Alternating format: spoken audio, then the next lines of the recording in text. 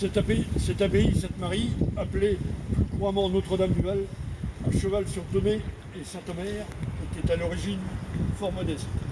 Elle était néanmoins royale puisqu'une ordonnance du roi Henri Ier en 1031 confirmait quelques legs donnés à cette abbaye.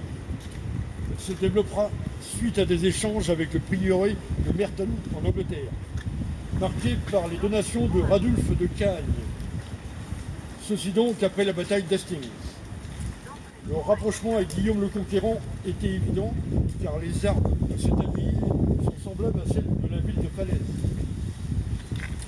Et le principal bienfaiteur sera Gosselin de la Pommeraye à partir de 1125, sous la règle claustrale de Saint-Augustin, dont la devise était « Agir et se taire », pour tout à fait comme moi. Pour faire prospérer cette abbaye, il fera donc entre autres de nombreuses églises. Saint-Omer, qui est juste dessus, Angoville, Bonneuil, Rapilly, etc. Plus tard, d'autres églises ou prieurés rentreront dans l'escarcelle de cette abbaye, venant surtout du département de l'Orne actuel, comme Landicou ou la Carneille. Notre-Dame-du-Val possédait depuis longtemps la chapelle Saint-Jacques et Saint-Christophe de Bois-Albou.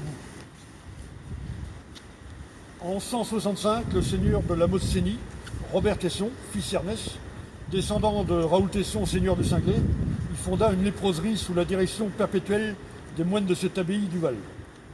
Elle regroupait, certes, 17 communes du Cinglé, mais concernait seulement 12 lépreux. Je rappelle que généralement les léproseries dans notre contrée étaient construites pour 2 ou 3 paroisses. Donc au XVe siècle, la seigneurie de la Mossénie était représentée par 2 sœurs de la famille de Tournebu. L'une d'elles, Alice, voulut nommer un prêtre pour cette léproserie.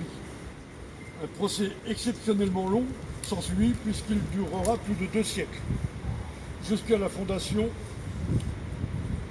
de l'ordre de Saint-Lazare. Je sais que c'est ça derrière, mais j'entends pas la feuille. Voilà, en 1672.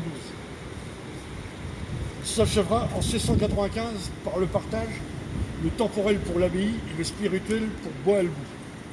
C'est à cette époque que le fléau de la lèpre s'éteindra et les maladreries seront transformées en hospices pour les gens infirmes ou invalides.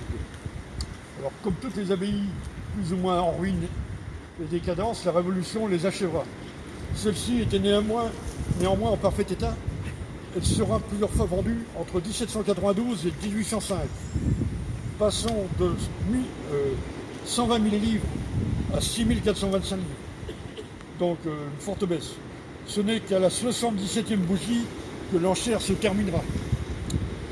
Les biens seront dispatchés un peu partout, comme l'hôtel monumental qui se trouve dans l'église de Pierrefitte en Cinglé.